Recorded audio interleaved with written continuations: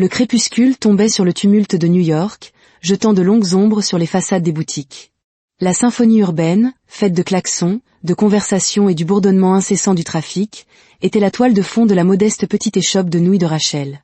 Depuis des années, elle avait mis tout son cœur dans ce petit commerce, servant des bols de nouilles fumants aux passants et aux familles du quartier. Les rues étaient noires de monde, et l'arôme qui s'échappait des marmites grésillantes semblait attirer chaque jour plus de clients.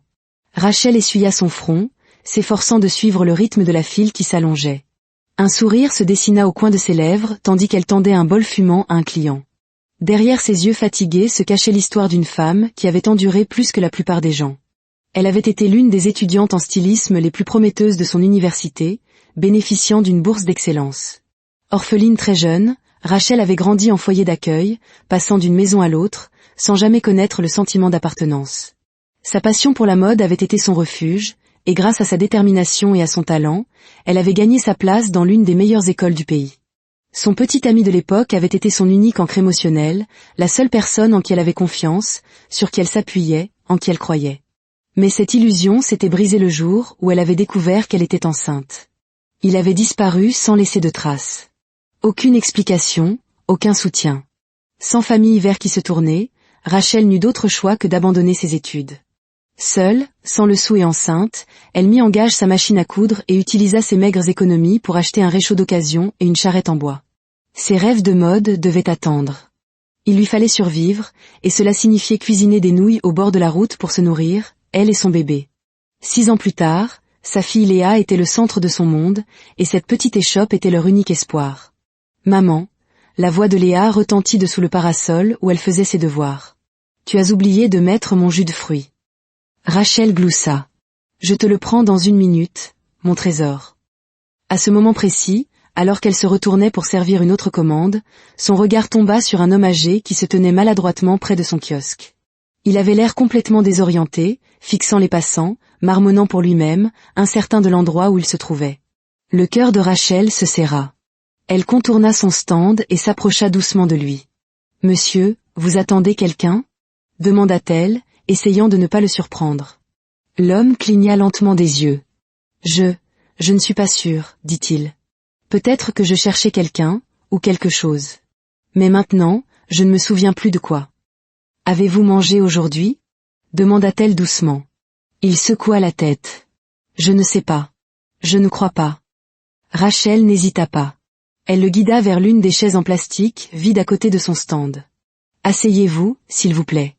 Laissez-moi vous préparer quelque chose. »« Mais je n'ai pas d'argent, » dit-il, presque honteux. « Ce n'est rien, » l'assura-t-elle avec un sourire bienveillant. « Vous n'avez pas besoin d'argent aujourd'hui. » Elle retourna rapidement à son réchaud, préparant un bol de nouilles chaudes avec des légumes et quelques morceaux de viande.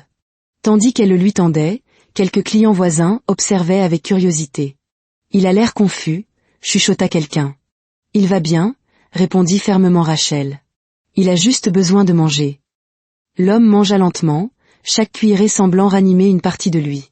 Rachel gardait un œil sur lui tout en continuant à servir ses clients. Il y avait quelque chose chez lui, quelque chose qu'elle ne parvenait pas à définir. Ce n'était pas juste un autre étranger affamé. Une dignité tranquille émanait de lui, même dans sa confusion. Lorsque le rush du soir se calma et qu'elle commença à nettoyer, elle remarqua que l'homme avait fini son repas. Il restait assis en silence, les mains posées sur ses genoux, regardant la rue comme s'il essayait encore de se souvenir de quelque chose. Soudain, une voix vive retentit, perçant le bruit de la rue. « Grand-père !» Rachel leva les yeux juste à temps pour voir un jeune homme en costume bleu marine impeccable courir vers eux, le visage crispé par la panique.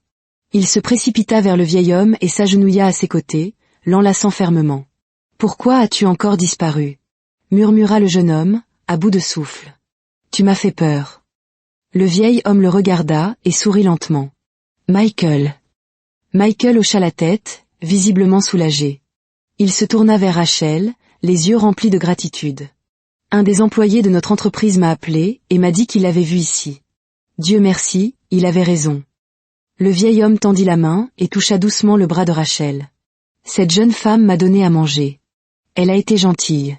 Elle n'a rien demandé en retour. » Michael se leva et fit face à Rachel. « Merci. Merci infiniment. Mon grand-père souffre de démence. Parfois, Il oublie qui il est, où il va. Nous avons tout essayé pour le garder en sécurité, mais il arrive toujours à s'échapper. Rachel hocha la tête, visiblement émue.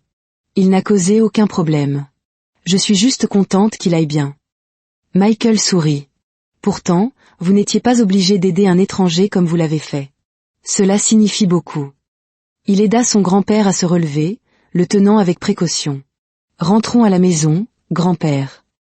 Alors qu'il commençait à s'éloigner, le grand-père se retourna et fit un signe de la main. Au revoir, Rachel. Vous êtes une femme bonne. Rachel et Léa leur firent un signe en retour, les regardant disparaître dans la foule animée. Une étrange chaleur persistait dans sa poitrine, le genre de chaleur qui lui disait que quelque chose de plus grand venait de se produire. Au fond d'elle, elle savait que ce n'était pas la fin de leur histoire. Le lendemain matin, le soleil venait à peine de se lever sur New York lorsque Rachel arriva à son stand. Elle se déplaçait avec une précision acquise par l'habitude, coupant les légumes, vérifiant le bouillon, disposant les bols. Les rues s'éveillaient lentement autour d'elle, mais elle était déjà plongée dans sa routine. Non loin, Léa était assise sur un petit tabouret en bois, à moitié endormie, un manuel de mathématiques usé ouvert sur ses genoux.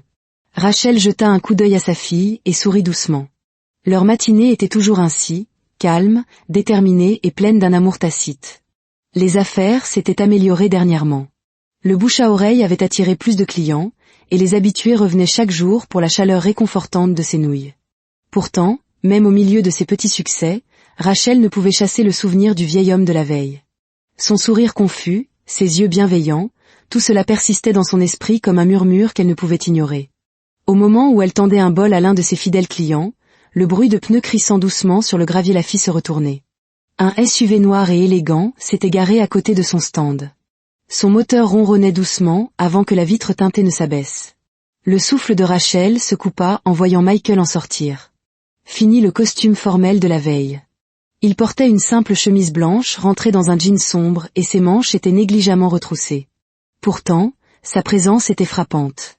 Il se déplaçait avec l'assurance tranquille de quelqu'un habitué à être en contrôle. « Bonjour », dit-il avec un sourire chaleureux en s'approchant d'elle.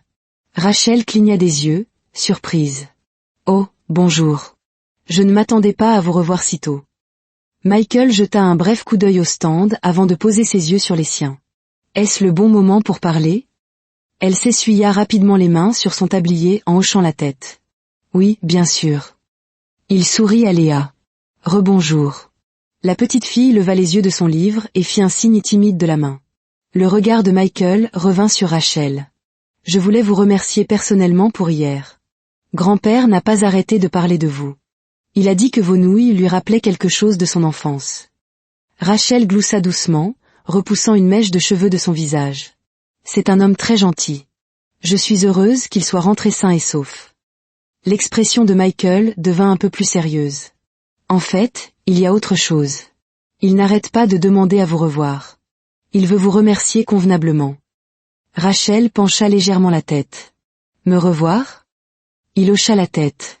Oui. Nous organisons un petit déjeuner en famille ce dimanche, quelque chose de simple à la maison.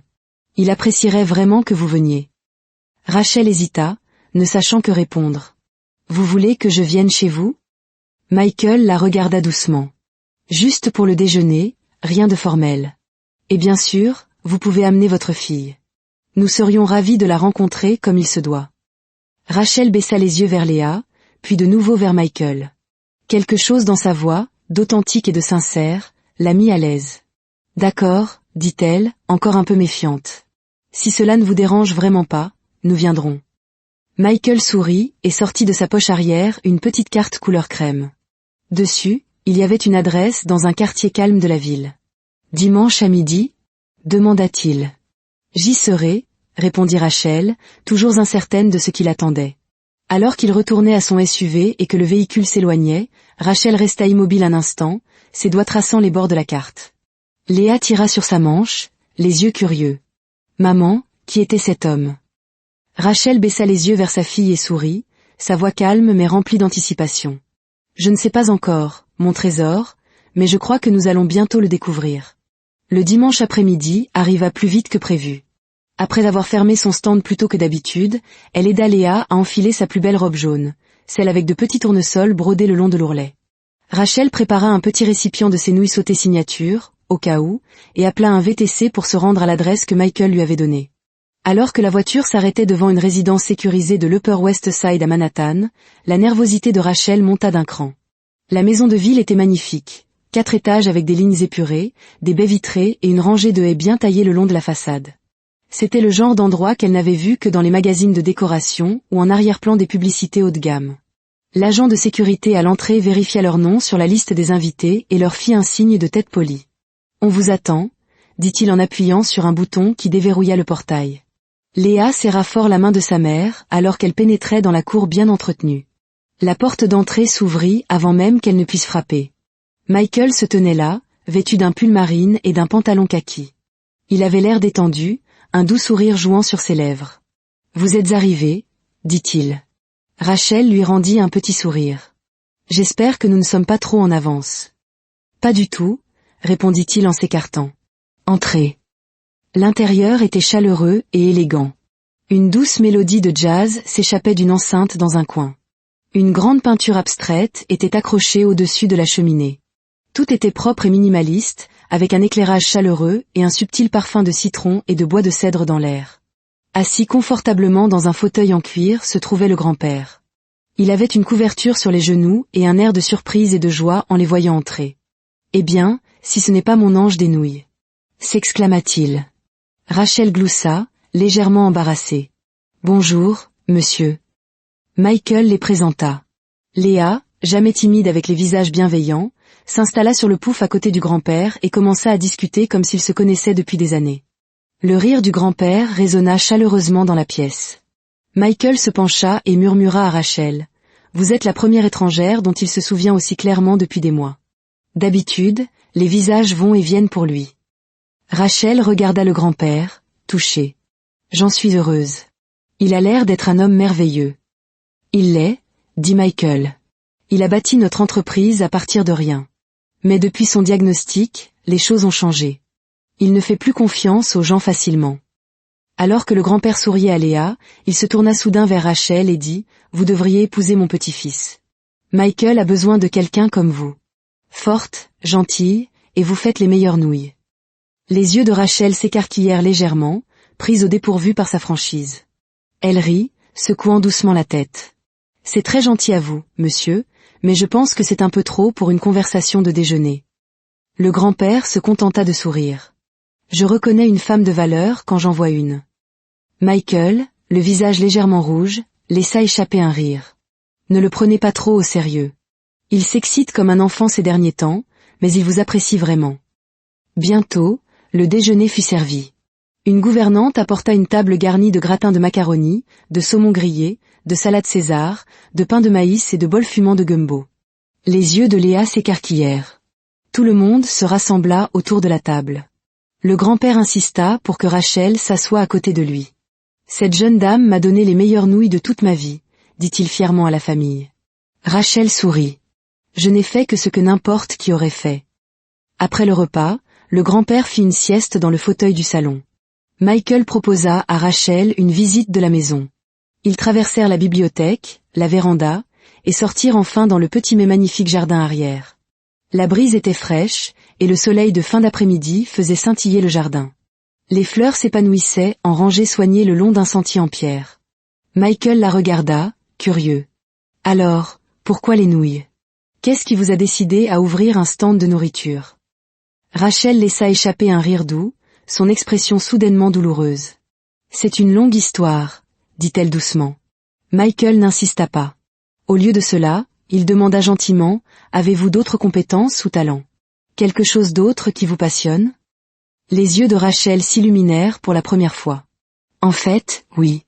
Le stylisme. Je dessinais des vêtements tout le temps. J'étudiais même la mode avant de devoir abandonner. » Michael haussa les sourcils. « Vraiment? Pourquoi avez-vous abandonné? » « Je suis tombée enceinte de Léa, » dit-elle, la voix douce. « J'avais une bourse, mais après sa naissance, il n'y avait personne d'autre. Je devais survivre. Alors, j'ai quitté l'école, commencé des petits boulots, et finalement ouvert le stand. » Michael resta silencieux un moment, absorbant l'information. « Voudriez-vous retourner au design ?» Rachel baissa les yeux, caressant le bord d'un pot de fleurs. J'y pense parfois, mais je ne sais même pas par où commencer. J'adorerais voir certains de vos dessins un jour, dit Michael sincèrement. Rachel leva les yeux, surprise. Vraiment? Absolument. Elle sourit et, pour la première fois depuis longtemps, elle sentit la vieille étincelle se ranimer en elle. La semaine suivante commença comme n'importe quelle autre pour Rachel. Elle était de retour à son stand, nichée au coin d'une rue animée de Brooklyn, faisant sauter les nouilles dans la poêle grésillante et offrant son sourire chaleureux aux clients de passage. Le rush du matin était constant, familier, réconfortant dans sa routine. Mais quelque chose semblait différent. Des murmures avaient commencé à la suivre. Au stand de fruits d'en face, 2 femmes, des vendeuses qu'elle connaissait depuis des années, étaient en pleine conversation, leurs yeux se posant de temps en temps sur le stand de Rachel. « Tu as vu la voiture de luxe qui s'est garée au stand de Rachel l'autre jour ?» demanda l'une d'elles en plissant les yeux vers le chariot. « Oui », répondit l'autre en baissant la voix. L'homme avait l'air riche. « Tu crois qu'il se passe quelque chose entre eux ?»« Ça ne me surprendrait pas », dit la première femme en croisant les bras. « Elle finira peut-être maîtresse d'un homme riche. Après tout, ce n'est pas une sainte, n'est-ce pas ?» Elles ricanèrent sombrement. « Je savais qu'il y avait quelque chose de louche chez elle, toujours à jouer les humbles, » ajouta l'une d'elles. « Certaines de ces filles font semblant jusqu'à ce qu'elles obtiennent ce qu'elles veulent. » Rachel les entendit. Elle entendait toujours. Mais elle ne leva pas les yeux. Ses mains restèrent occupées, son expression calme. Les commérages étaient une chose avec laquelle elle avait appris à vivre en ville. Elle pouvait supporter les murmures. Ce qui la rongeait, cependant, c'était la supposition que la gentillesse ne pouvait exister sans contrepartie. Michael avait été gentil. C'était tout. De l'autre côté de l'East River, derrière les murs de verre du siège du groupe Westbridge à Midtown Manhattan, quelque chose d'autre se tramait. Grace se renversa dans son fauteuil dans la salle de conférence, les bras croisés, observant Michael de l'autre côté de la table. D'habitude, il était tout en affaires, vif, concentré, impénétrable. Mais dernièrement, quelque chose avait changé. Il vérifiait son téléphone plus souvent, souriait pour lui-même pendant les présentations, était distrait, et elle n'aimait pas ça. Après la réunion, elle accula Kelvin, l'assistant de longue date de Michael, dans le couloir. « Il voit quelqu'un », dit Grace, sa voix basse mais pointue. « Qui est-elle » Kelvin lui lança un regard poli mais prudent. « Grace, je n'ai aucune idée de ce dont vous parlez. »« Oh, allons », dit-elle en levant les yeux au ciel. « J'ai vu comment il se comportait. Ce n'est pas le travail. C'est personnel. » Kelvin ne répondit pas. Il savait qu'il valait mieux ne pas s'en mêler. Mais Grace n'allait pas reculer. Elle se retourna brusquement, ses talons résonnant contre le sol en marbre alors qu'elle se dirigeait vers son bureau. Quelle que soit cette femme mystérieuse, il fallait la trouver. Et si elle représentait une menace pour les ambitions de Grace ou pour les sentiments qu'elle avait longtemps enfouis, elle s'assurerait que cette femme regretterait d'avoir jamais rencontré Michael. De retour à Brooklyn, la semaine passa vite. Léa avait des devoirs, Rachel avait la préparation des nouilles tard le soir, et le souvenir du déjeuner en famille au manoir de Michael persistait comme un arrière-goût chaleureux. Puis, le jeudi après-midi, le téléphone de Rachel vibra avec un appel inattendu. C'était Michael. « Salut », dit-il, sa voix décontractée mais joyeuse. « Écoute, grand-père n'arrête pas de demander de tes nouvelles. Il veut revenir à ton stand pour le déjeuner. Juste quelque chose de simple. Rien de sophistiqué. » Rachel cligna des yeux. « Vous êtes sûr que c'est une bonne idée ? » « Il n'arrête pas de parler de tes nouilles, » dit Michael en riant. « Il est sur mon dos, me harcelant pour que je t'invite. » Rachel rit nerveusement. « Votre grand-père est quelqu'un. »« Vendredi, ça te va ?» demanda-t-il. « On restera discret. » Rachel accepta, bien que la nervosité lui nouât le ventre. Le vendredi après-midi, elle avait débarrassé une petite table près du chariot et disposé des serviettes et des couverts. Le soleil était haut, la rue bourdonnait, lorsque le familier SUV noir s'arrêta au bord du trottoir. Cette fois, les gens remarquèrent. Le grand-père sortit le premier, Michael le soutenant. Il portait une chemise impeccable et tenait une canne vernie. Son visage s'illumina en voyant Rachel. « La voilà, ma future belle-fille », rayonna-t-il. « La meilleure cuisinière de New York. » Rachel sourit. « Rebonjour, monsieur. » Michael suivit, vêtu plus simplement que la dernière fois. Jean, lunettes de soleil et polo. Il retroussa ses manches et aida Rachel à distribuer des boissons en bouteilles et des plateaux de nouilles à la foule grandissante du déjeuner. Certains clients réguliers de Rachel regardaient avec des yeux écarquillés. Un homme élégamment habillé servant des nouilles avec elle. Léa était assise à côté du grand-père, bavardant comme si elle le connaissait depuis toujours. La scène semblait surréaliste, mais étrangement juste. Ce soir-là, à plusieurs pâtés de maison de là, Grace était garée devant un café du West Village, faisant défiler son téléphone, les lèvres pincées en une ligne fine alors qu'elle zoomait sur une photo que quelqu'un lui avait envoyée. Il y avait Michael, à un stand de nouilles de surcroît, riant avec une femme. La même femme qu'elle avait vue avec le grand-père la semaine dernière, Rachel. Les yeux de Grace se plissèrent, sa mâchoire se serra. Cela ne se terminera pas bien pour elle, dit-elle doucement, et avec un calme calculé, elle tapa un message sur son téléphone. Les jours passèrent après la visite de Michael et de son grand-père.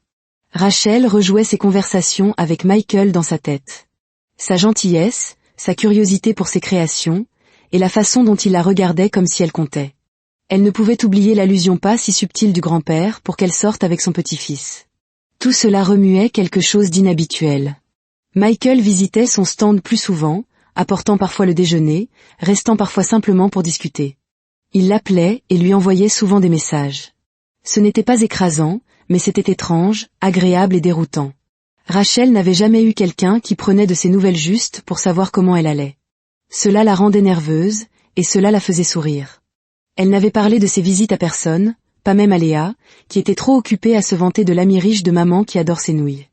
Un vendredi matin frais, Rachel installait son stand lorsqu'une voiture noire s'arrêta à proximité. Elle se tourna, s'attendant à voir Michael, mais à la place, une femme élégamment vêtue en sortit. Son maquillage était impeccable, son sac à main coûteux, et ses talons claquaient sur le trottoir avec autorité. « Vous êtes Rachel ?» demanda la femme en retirant ses lunettes de soleil. « Oui », dit Rachel prudemment. « Je suis Grace Monroe, une associée de la famille de Michael. » Elle tendit une main que Rachel serra, bien que sa poigne fût ferme et froide. « J'ai entendu dire que vous aviez visité leur maison, » continua Grace. « Je voulais juste rencontrer la femme qui a fait une telle impression sur le grand-père de M. Whittaker. » Rachel sourit poliment. C'était un geste aimable. Ils m'ont invité à déjeuner. Les yeux de Grace se plissèrent très légèrement. C'est ça, la gentillesse. Avant que Rachel ne puisse dire quoi que ce soit de plus, Grace baissa les yeux vers Léa, qui griffonnait dans son carnet. « Votre fille ?»« Oui. Elle s'appelle Léa. »« Elle est adorable, » dit Grace avec un sourire qui n'atteignit pas tout à fait ses yeux. « Écoutez, Rachel, je ne veux pas être indiscrète, mais les gens comme Michael, ils viennent d'un autre monde. Parfois, ils ne réalisent pas à quel point leurs actions peuvent être mal interprétées. » Le visage de Rachel se raidit. « Mal interprétées ?» Grace adoucit son ton. « Je veux juste dire, ne vous faites pas trop d'illusions. Ce serait dommage de vous voir, vous ou votre fille, blessée par un malentendu. » La poitrine de Rachel se serra, mais elle resta calme. « Je vous remercie de votre sollicitude, Madame Monroe, mais je sais prendre soin de moi-même. » Grace sourit, ne s'attendant manifestement pas à cette réponse. Elle posa une carte de visite sur la table. « Au cas où vous auriez besoin de quelque chose. » Sur ce, elle se tourna et s'éloigna. Ce soir-là, Michael appela.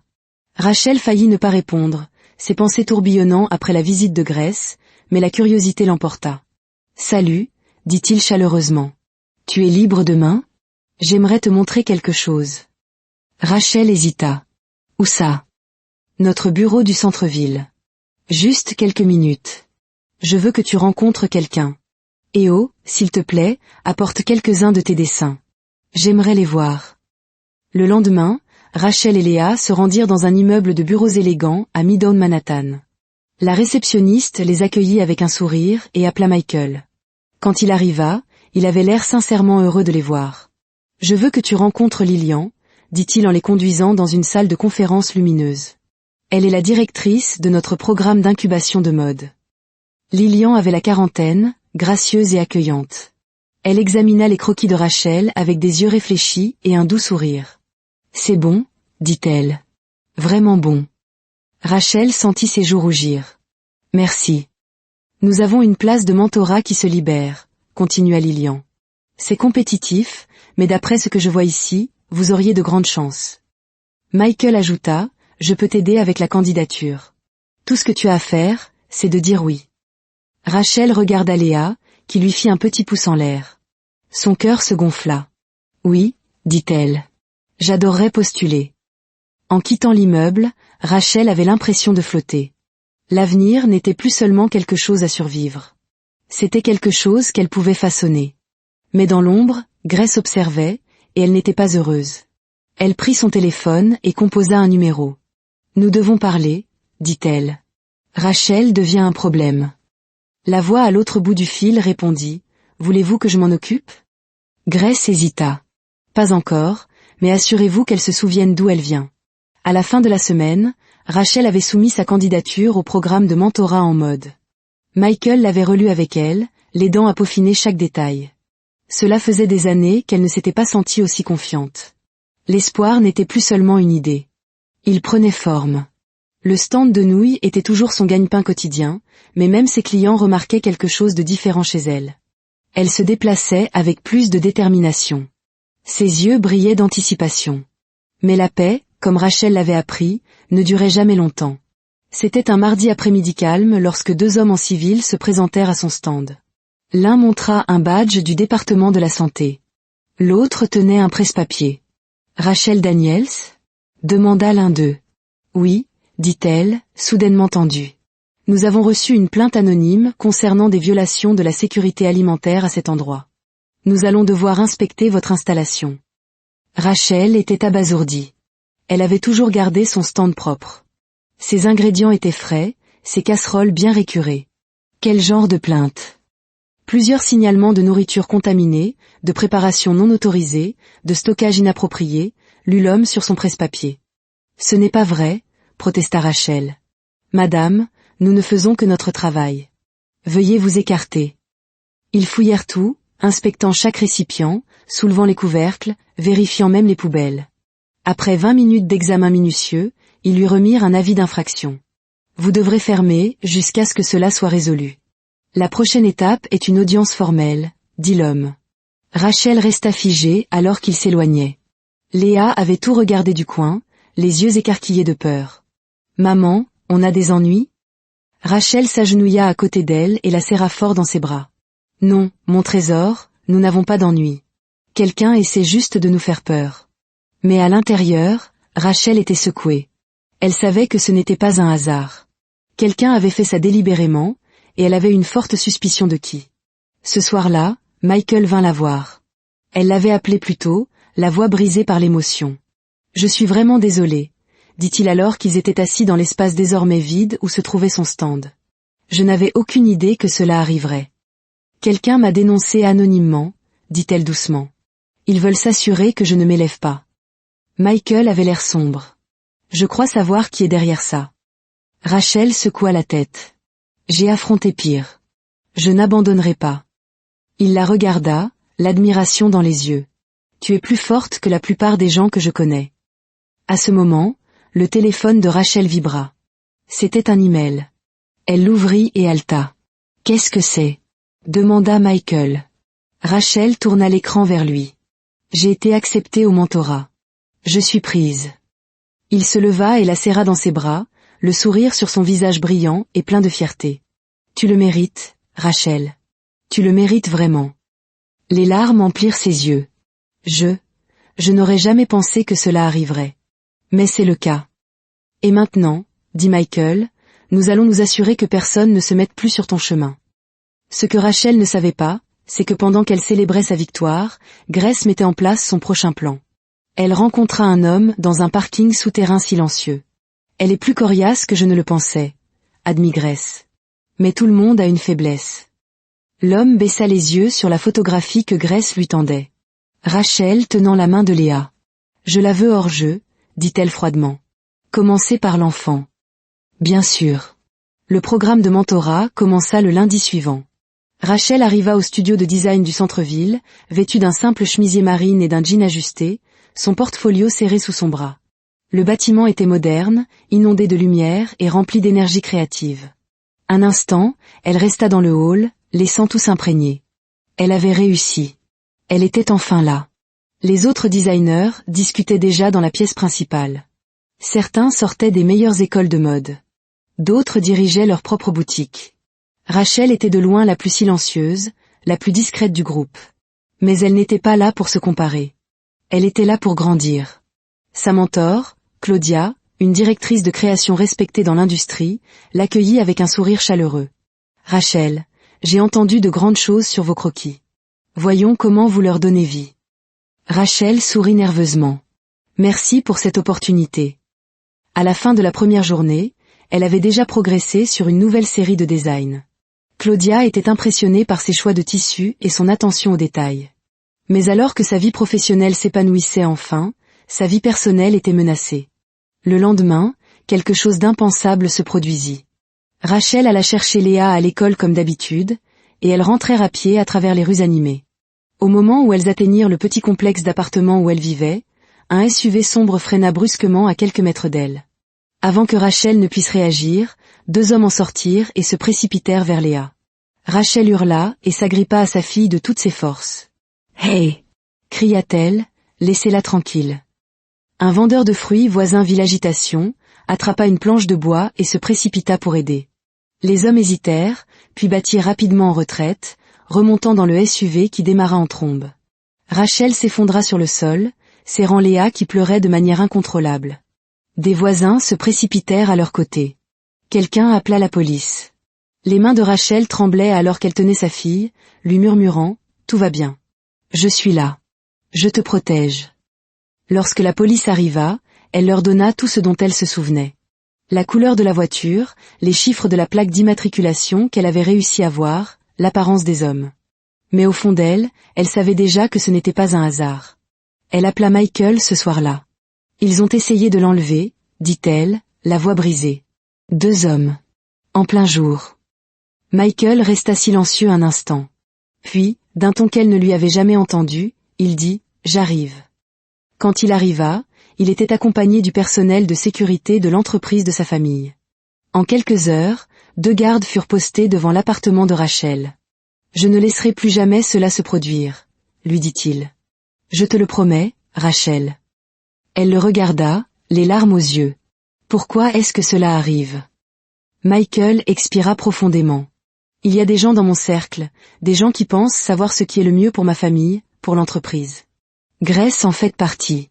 J'ai sous-estimé jusqu'où elle irait. » Rachel détourna le regard, tenant Léa qui dormait maintenant sur ses genoux. « Je ne veux pas te mettre en danger, » dit-elle. « Peut-être devrions-nous prendre nos distances. » Michael tendit la main et prit la sienne. « C'est exactement ce qu'elle veut, et je ne la laisserai pas gagner. » La poitrine de Rachel se serra, les émotions l'inondant. « Tu me connais à peine. »« J'en sais assez, » dit-il. « Je sais que tu es courageuse, que tu es talentueuse, et que tu donnerais tout pour protéger ton enfant. Je le vois, Rachel.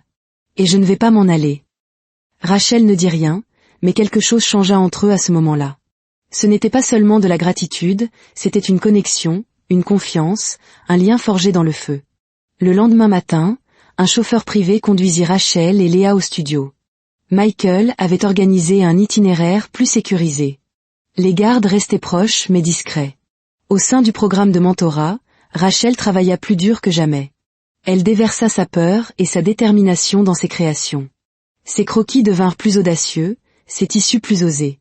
Elle ne créait pas seulement avec ses mains, mais avec tout son cœur. Pourtant, elle savait une chose avec certitude. Ce n'était pas fini. Quelqu'un avait déclaré la guerre à sa famille, et elle n'avait plus d'autre choix que de se battre. À la fin de la semaine, le dernier projet de collection de Rachel faisait tourner les têtes au studio.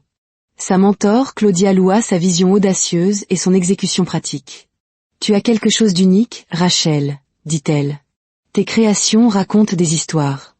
Ne laisse personne éteindre cette lumière. » Rachel la remercia, mais la vérité était qu'elle était épuisée. Entre les croquis tard dans la nuit, la sécurité de Léa et la vie sous surveillance, elle dormait à peine. Pourtant, elle n'avait aucune intention de ralentir. Michael passait souvent, s'assurant toujours que Léa allait bien avant de prendre Rachel à part pour des nouvelles. Leur amitié s'était approfondie, n'étant plus maladroite ou sur la défensive. Ils partageaient des blagues discrètes. Ils se tenaient un peu plus près. Rachel remarqua à quel point la main de Michael s'attardait quelques secondes de plus lorsqu'il lui passait quelque chose. Elle ne le repoussait pas, mais elle ne se précipitait pas non plus vers lui. Un vendredi après-midi, Claudia l'appela dans son bureau. « J'ai soumis ta collection pour le salon professionnel du mois prochain, » dit-elle. « C'est l'un des plus grands événements de la Côte. Les acheteurs, les rédacteurs de mode, les chasseurs de tête, ils y seront tous. » Le cœur de Rachel s'arrêta. « Moi ? Mais vous êtes sûre ? » Claudia sourit. « Tu es prête. C'est ta chance. » Ce soir-là, Rachel pleura doucement sur son balcon pendant que Léa dormait. Pas de peur ou de stress, mais parce qu'elle commençait à croire qu'elle pouvait vraiment y arriver. Mais pendant qu'elle construisait enfin quelque chose, Grace travaillait en coulisses pour tout détruire. Dans une suite d'un gratte-ciel du centre-ville, Grace était assise en face d'un homme d'une quarantaine d'années, Malcolm, un cadre supérieur de la Whittaker Corporation, à qui on avait promis une promotion qui n'était jamais venue. Elle est en train d'être préparée pour un lancement avec le nom de l'entreprise, dit Grace, lui montrant des photos des croquis de Rachel. Si elle obtient ce contrat, elle deviendra plus qu'un simple problème. Elle sera intouchable.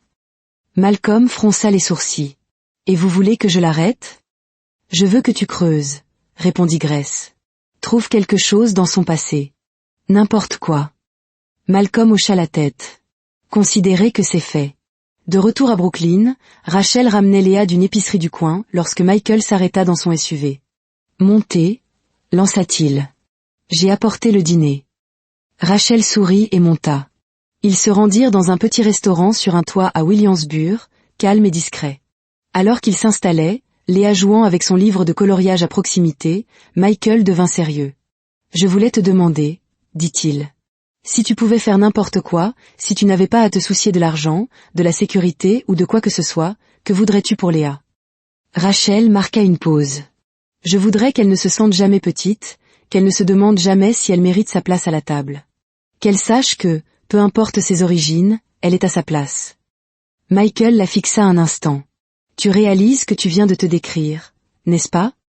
Rachel lui adressa un sourire fatigué. « Peut-être, mais certains d'entre nous ont dû se battre pour l'apprendre. » Il plongea la main dans sa veste et fit glisser une petite boîte en velours sur la table.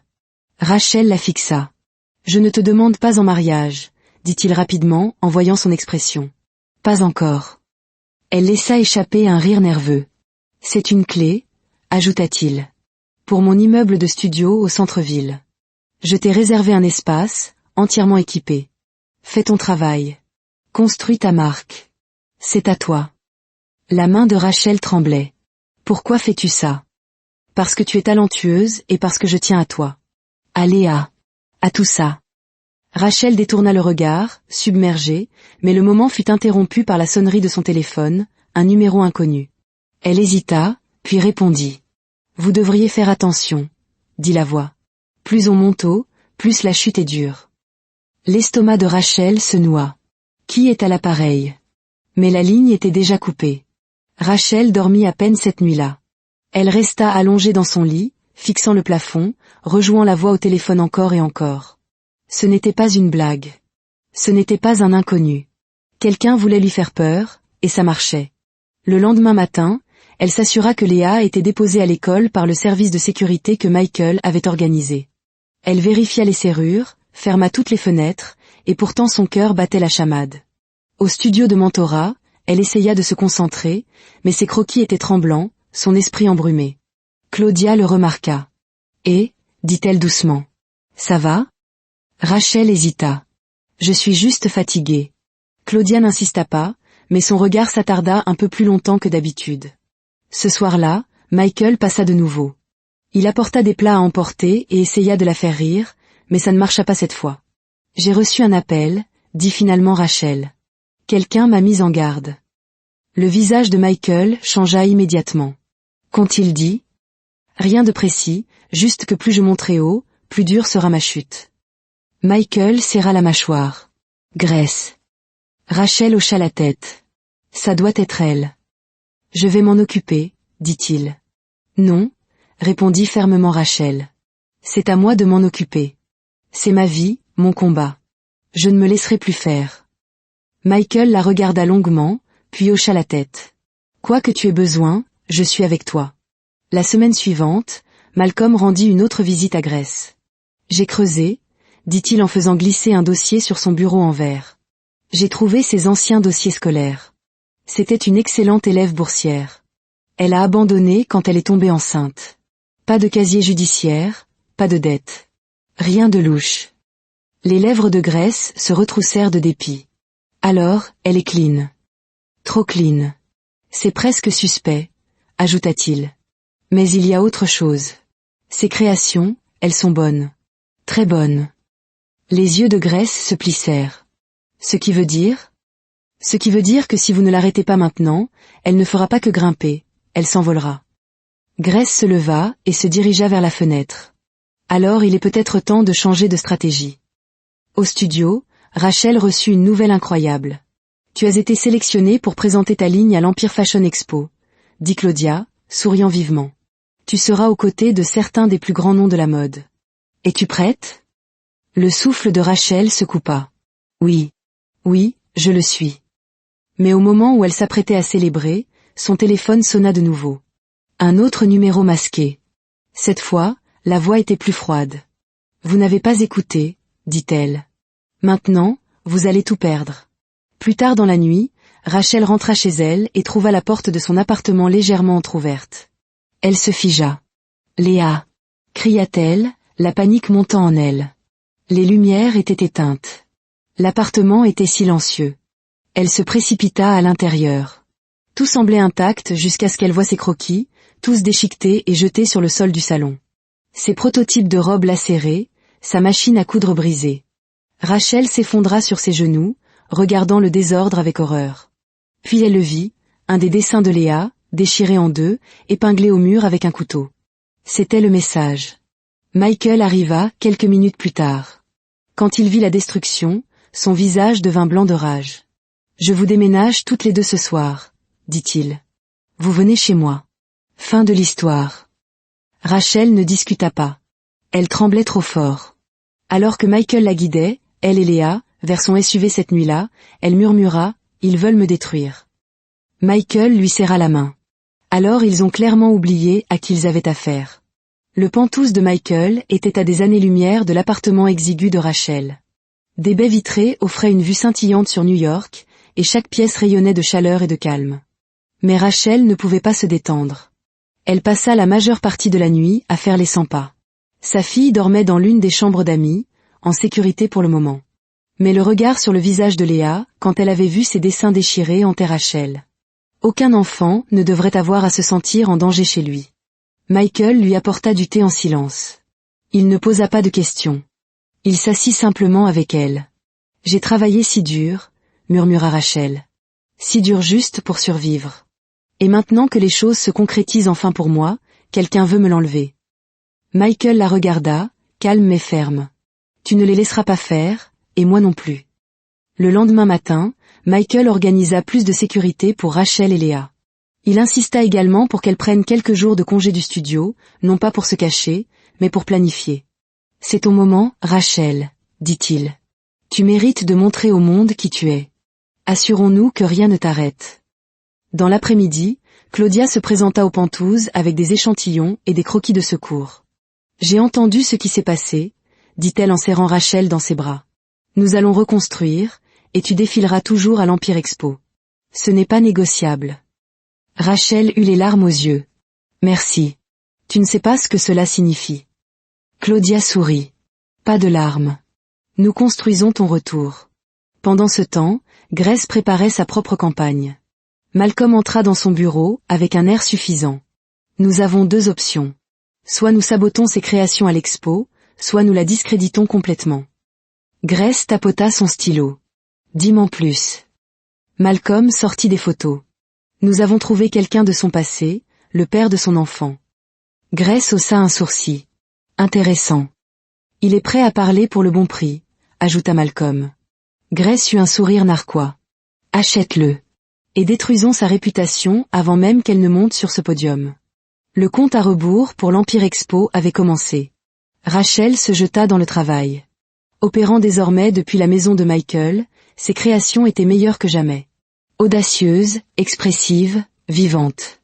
Léa s'asseyait à proximité, coloriant ou donnant son avis. Michael s'occupait de la logistique et des appels. Ils étaient devenus une équipe. Un soir, Rachel entra dans le salon et trouva Michael regardant par la fenêtre. Tu regrettes tout ça? Demanda-t-elle. Il se tourna. T'aider? Jamais. Elle s'approcha. Même avec les menaces, le désordre, tout ça? Rachel, dit-il en se rapprochant. Au moment où j'ai vu ce que tu as fait pour mon grand-père, j'ai su que tu étais différente. Et au moment où j'ai vu tes créations, j'ai su que tu étais destinée à plus. Leurs regards se croisèrent. Quelque chose changea entre eux, tacite, mais réel. Puis Rachel dit doucement, « Alors, faisons en sorte que cela compte. Gagnons. » Le matin de l'Empire Fashion Expo arriva.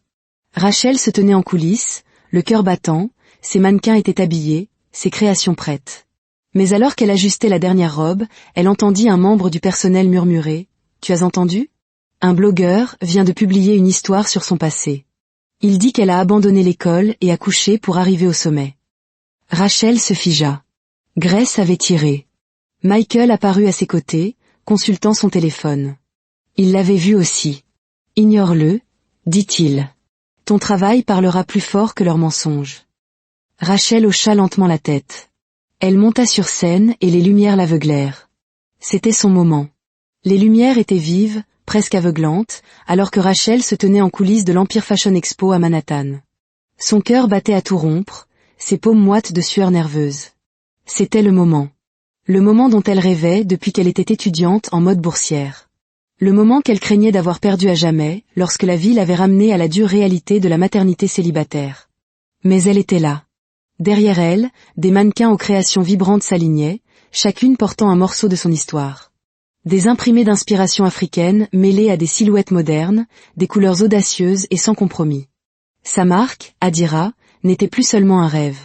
C'était réel. La musique commença. Elle donna le signal. Un par un, les mannequins s'avancèrent sous les projecteurs. Le public, composé de rédacteurs de mode, d'influenceurs, de célébrités et d'acheteurs, se tut. Les téléphones se levèrent, les yeux s'écarquillèrent. Des murmures d'admiration se répandirent dans la foule. Ces créations parlaient. Elles parlaient de lutte, de force, de culture et d'évolution. En coulisses, Claudia lui serra la main en souriant. « Rachel, tu es en train de tout déchirer, » murmura-t-elle.